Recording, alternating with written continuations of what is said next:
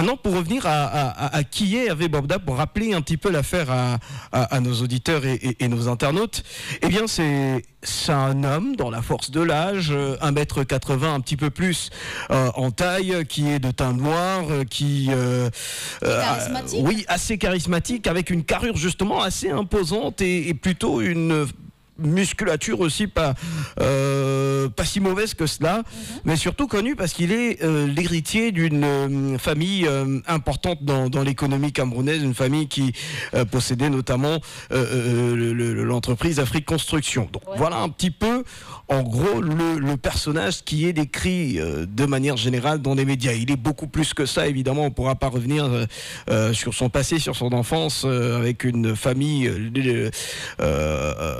qui n'était pas habitué à ce moment-là au fait des projecteurs. Vraiment, voilà. Je pense que on n'a pas grand-chose à dire sur lui. Juste, comme vous l'avez dit, hein, c'est vrai qu'on aurait souhaité avoir encore un peu plus, parce que beaucoup de gens se demandent, Moïse, beaucoup de gens se posent la question, mais qui est même véritablement ce monsieur? C'est même, il sort d'où même? Qu'est-ce qu'il fait même dans la vie pour avoir autant d'argent qu'il a? On dit qu'il est homme d'affaires. Homme d'affaires, oui, mais il fait quoi au juste? Bon, ça, on va pas... On pourra pas entrer dans les détails, évidemment, parce que nous sommes encore dans le besoin de présomption d'innocence. On fait une présentation superficielle du personnage, donc on ne peut pas vous donner plus de détails pour l'instant, parce que l'affaire, évidemment, est pendante... serait, on est encore dans le conditionnel, serait pendante en juridiction. Évidemment, puisqu'on parlait de présentation du personnage, il y a aussi quand même des sommations qui ont été envoyées, ça c'est important de le préciser dans les actualités, par les avocats de Sieur Bobda aux blogueurs en question par rapport à des sorties, des citations qui auraient été faites, 1000 personnes violées, 1000 témoignages entre autres qui seraient remis en cause. Mais Moïse Benga, dans cette affaire, les jeunes dames sont interpellées à cause du mode opératoire. Que se passe-t-il exactement? Quelle précision pouvez-vous nous servir? Le mode opératoire, eh bien, c'est peut-être ça le cœur de l'affaire. Peut-être c'est ça qui permettra de dénouer ce qui se passe du côté des lieux, des quartiers UP des grandes villes du Cameroun, en l'occurrence Douala et Yaoundé. Quand je dis quartier UP, je parle de Bastos pour Yaoundé, et pour Douala, c'est pour ça. Bonapriso, Bonanjo, Bali, Bonamoussadi. C'est pour ça que Bonabéry, sans y enlever toute sa grandeur et sa classe, évidemment, ne s'inscrit pas forcément dans le même arrondissement, parce que Bonabéry, c'est Douala 4e, et que ces endroits-là sont entre Douala 1er et Douala 5e. Donc c'est un petit peu compliqué, il faut traverser le pont, etc. Donc voilà, ce sont des lieux UP, des restaurants chics, des snack-bars, des boîtes de nuit, des coins de réjouissance de manière générale, qui sont arborés à longueur de journée, qui seraient arborés à longueur de journée par le présumé violeur, et donc il les interpelle, il les rencontre à ces endroits-là, parfois dans 50% des cas, dans la moitié des cas, en bordure de route. Ils sont en stationnement, peut-être ils attendent un taxi, une voiture, ou ils sortent d'un magasin, ils y attendent, il propose son aide. Et il propose son aide. Alors ça se passe très souvent de deux manières. La première, c'est que la jeune demoiselle qui est interpellée ou abordée est facilement fait confiance à l'homme et peut donner son numéro, ou bien se laisser conduire par l'homme, ou alors elle refuse. Dans le premier des cas, elle accepte, évidemment, et puis le contact est rapidement noué. Lorsqu'elle refuse, évidemment, parfois c'est aussi il y a peut-être une confrontation directe entre les deux. Selon les témoignages qu'on a reçus, c'est qu'il use de force parfois, il use d'une violence verbale aussi, et dans certains cas, il sort l'arme qui lui fait office de voie de secours. Il y a aussi, parler de mode opératoire, d'autres informations, d'autres témoignages selon lesquels il s'est tissé un réseau qui permet à l'homme d'avoir, il s'est tissé un réseau qui permet à l'homme d'avoir un certain nombre de contacts par le biais des jeunes qui font transiter des jeunes demoiselles par le biais des connaissances évidemment vers l'homme, vers les différentes résidences de l'homme. Elles seraient nombreuses dans les villes de Douala et de Yaoundé, et donc c'est là-bas que il use parfois de violence, il userait de violence pour essayer de persuader ces personnes-là, ces jeunes gens, d'avoir des rapports avec lui. Dans la plupart des cas, ça finit par au moins une violation sexuelle. Et puis dans le reste, c'est un petit peu plus compliqué. Très peu de ces victimes finissent par bénéficier de grâce, mais dans le reste des cas, ça finit évidemment par des violations sexuelles. C'est un petit peu cela, le procédé de l'homme. Il y a beaucoup de noms qui sont évidemment interpellés. On donnera peut-être les prénoms. On parle de Xavier notamment, qui sont en avant. Il y a des influenceuses qui appartiendraient au réseau, parce que il y a deux choses qui vont faire basculer l'affaire, s'il faut quand même les préciser. La première, c'est que il y a des témoignages, un ensemble de témoignages qui sont concordants, selon lesquels le présumé violeur serait séropositif. Et donc, ça change un petit peu plus la donnée. Ce n'est pas qu'une affaire de viol. Ça pourrait peut-être donner aussi un motif à cela.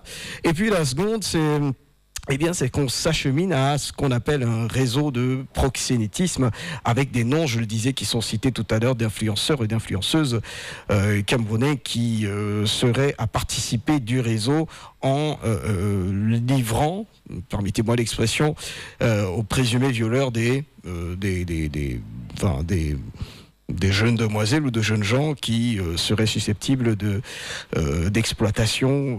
Vous comprenez un petit peu ce que je veux dire dans les endroits un petit peu compliqués de la ville de Douala, ou même ailleurs. Il y a des coins qui ont été cités du côté de Bouya.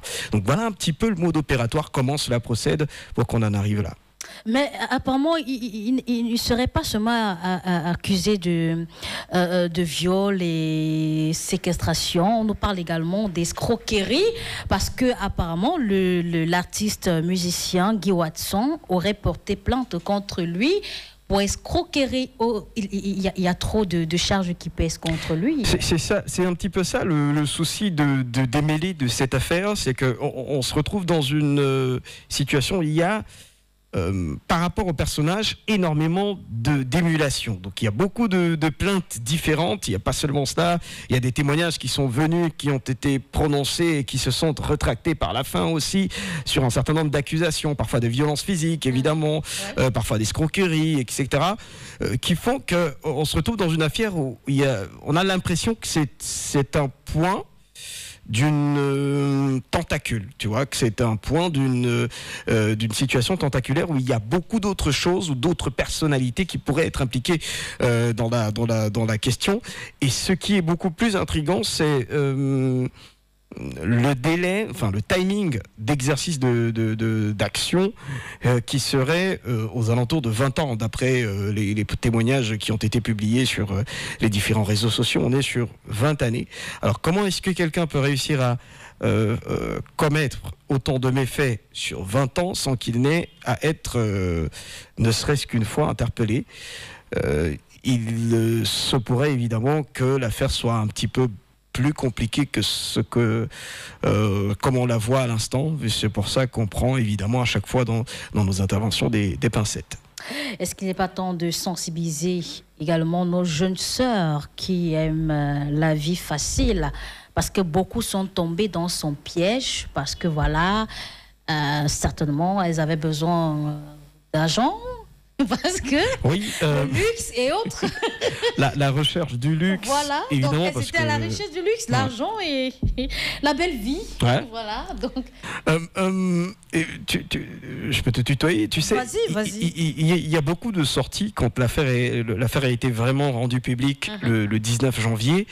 Et entre le 19 janvier et la fin du mois, et le 31, le 30, il y a beaucoup de sorties publiques. Évidemment, puisque c'est une affaire qui a été publiée sur les réseaux sociaux, les médias sociaux, beaucoup de personnalités d'ailleurs aussi se sont tantôt indigné, tantôt on jetait la pierre très rapidement aux jeunes demoiselles en disant que c'est bien cherché pour elles, parce qu'il y en a certaines qui, évidemment, sont à la recherche du gain facile, etc., etc. C'est encore l'occasion de sensibiliser tout le monde et de prendre, évidemment, je le répète encore, les pincettes, parce que on n'est pas sûr, on est sûr de rien. On est sûr de rien. On n'a que des témoignages. Évidemment, certains témoignages, évidemment, sont accompagnés de preuves, mais c'est l'occasion de demander aux jeunes demoiselles de faire très attention aux personnes qui les abordent, parce qu'il y a, au-delà même de ce que tu me disais, il y a des personnes qui ont disparu, etc. Donc c'est l'occasion d'interpeller les jeunes demoiselles, de faire très attention aux gens qui les abordent dans les rues, et aussi d'interpeller l'opinion publique, parce que c'est une affaire de mœurs. C'est une affaire grave quand même, quand on parle de viol. Moi je m'arrête là, hein. Le reste peut-être on pourra ajouter, je ne sais pas. Mais quand on parle de viol, c'est une affaire grave, c'est une affaire de mœurs. Et donc les affaires de mœurs, on les prend avec beaucoup de... On ne les prend pas avec de la légèreté, comme j'ai pu le lire sur les réseaux sociaux. Il faudrait il y a beaucoup d'hommes qui utilisent un petit peu la position machiste en disant que bon, c'est bien cherché pour les femmes, évidemment, qui cherchent toujours le gain facile. Ce n'est pas aussi parce qu'une femme est à la recherche du gain facile qu'on va abuser d'elle. Voilà, qu'on va la violenter, etc., etc. Même un contrat a des clauses, c'est-à-dire que même si tu me dis je te donne de l'argent et moi je te paye mes services, etc. Il y a quand même des clauses. C'est-à-dire que même dans cela, il y a des clauses. Et voilà, il faudrait qu'on ait un regard un petit peu plus panoramique de la chose avant de s'avancer à prononcer un certain nombre de paroles. Il y a beaucoup qui ont fait des sorties et qui se sont rétractés après. Donc ça nous permet de comprendre un petit peu que l'affaire est beaucoup plus compliquée qu'elle n'y paraît. Merci Moïse d'être passé par ici. C'était un plaisir. L'économie, le sport.